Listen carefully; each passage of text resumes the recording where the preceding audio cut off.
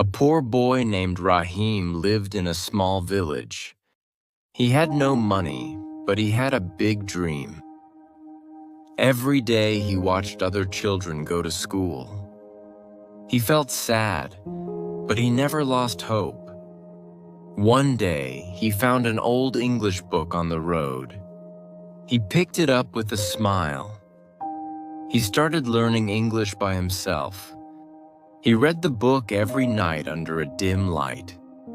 People laughed at him and said, "You can't do it."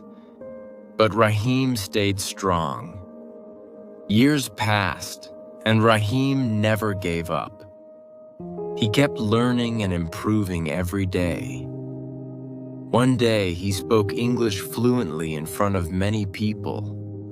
Everyone was surprised. The poor boy became a successful teacher. His dream finally came true.